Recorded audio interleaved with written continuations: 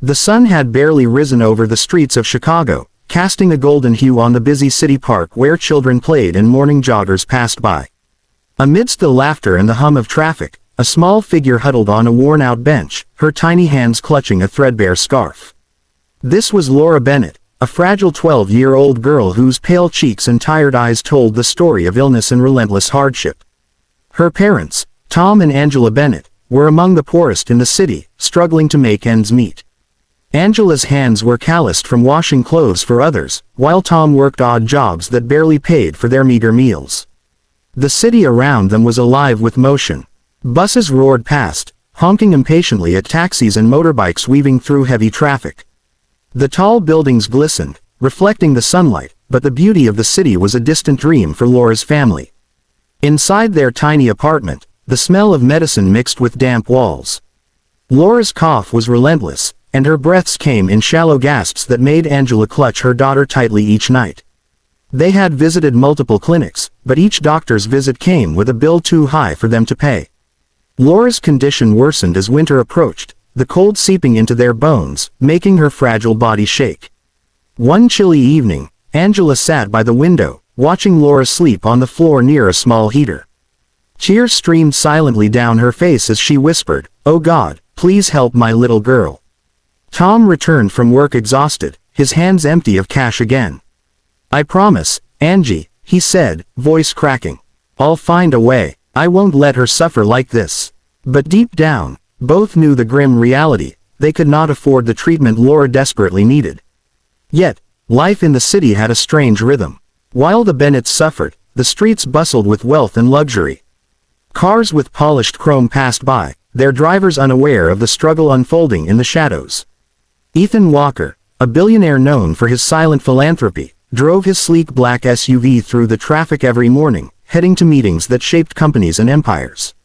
Little did anyone know that fate had plans to intertwine Ethan's path with Laura's fragile life. On one particularly cold morning, as Laura coughed violently near the park, a heavy city bus screeched to a halt nearby, sending a gust of wind and snowflakes around her. Her tiny frame trembled, and she collapsed onto the wet pavement. Angela screamed, rushing out to her daughter as passers-by stared but did nothing. The scene caught the attention of a man stepping out of a luxury car across the street. It was Ethan Walker, returning from a charity meeting. He saw the small, pale girl struggling for breath, and something inside him stirred, a blend of concern, empathy, and urgency that he had never felt before. He approached them quickly, his presence calm yet commanding. "Is she all right?" he asked gently, kneeling beside Laura. Tom looked up, desperation written all over his face. She can't breathe properly. We don't have money for the hospital." Ethan's eyes softened. "Then we'll make sure she gets help. Right now." Without hesitation, he called for an ambulance, spoke to the paramedics, and stayed beside Laura and her parents, holding their trembling hands.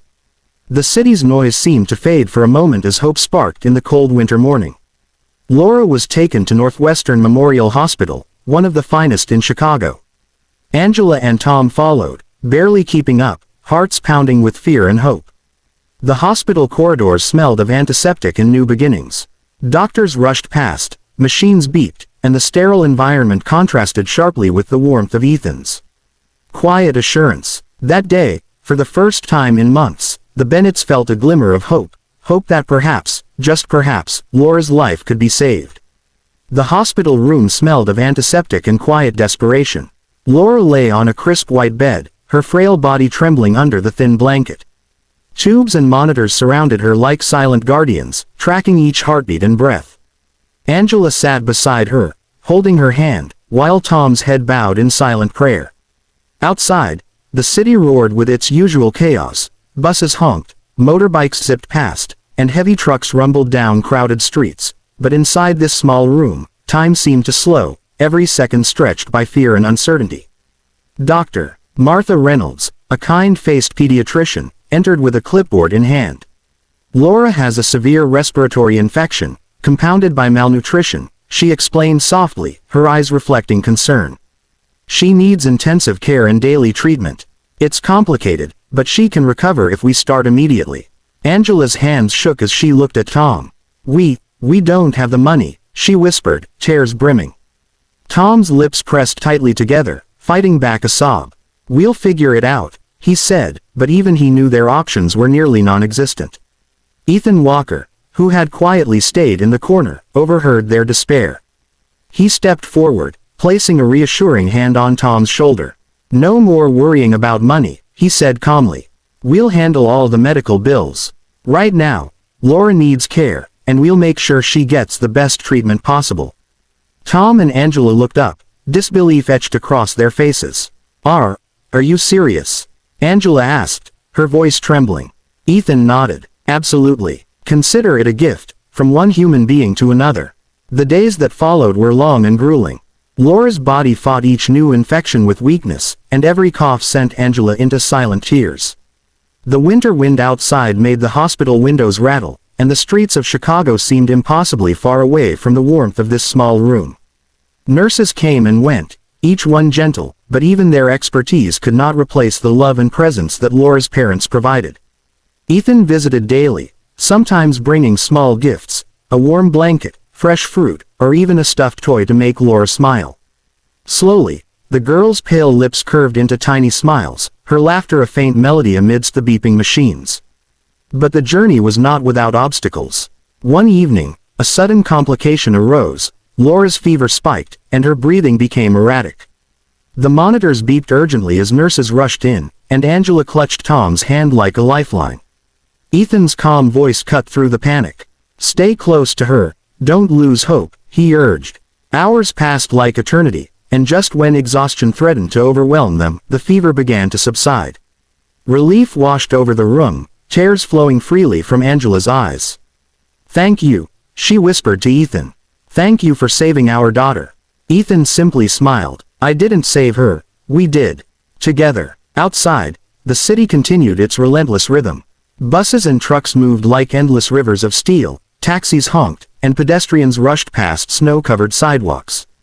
Yet inside this hospital room, a tiny miracle was unfolding. Laura's strength returned gradually. She began to eat small meals, her cough became less frequent, and her cheeks regained a touch of color. For the Bennetts, each small victory was monumental, a reminder that hope, once sparked, could grow even in the darkest winters. Through it all, Ethan remained a constant presence, not as a distant benefactor, but as a compassionate figure who understood the value of human connection. He listened to their fears, celebrated small achievements, and even shared stories of his own childhood struggles to comfort the family. Slowly, the Bennetts realized that kindness could be transformative, that a single act of generosity could ripple through lives, changing despair into hope.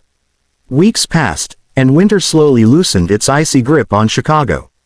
The snow melted into puddles reflecting the towering city buildings, buses glided along busy streets, and the scent of fresh coffee mingled with the crisp morning air. In the hospital, Laura Bennett's pale cheeks now held a healthy glow. Her cough had vanished, her laughter filled the room, and her tiny hands gripped crayons to draw cheerful pictures on hospital paper. Angela and Tom watched in amazement, tears glistening in their eyes. What once seemed impossible, saving their daughter, had become reality. Ethan Walker continued to visit, his presence a quiet reassurance. He encouraged Laura to dream beyond her hardships, telling her stories of resilience and hope. "One day, you'll help others too," he said gently, his eyes reflecting sincerity. Laura's small smile hinted at understanding, a spark of ambition awakening within her. The Bennetts realized that kindness was not merely about money, it was about being present, listening, and caring deeply when life seemed bleak. Soon, the doctors declared Laura strong enough to leave the hospital.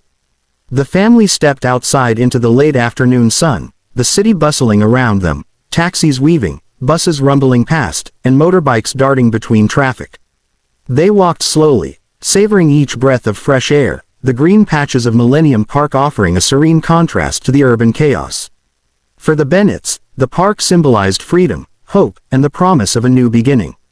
Ethan handed Laura a small bouquet of flowers, and she hugged him tightly, a gesture of gratitude words could never fully express. Back at their small apartment, Tom and Angela began planning a future they had never dared to imagine.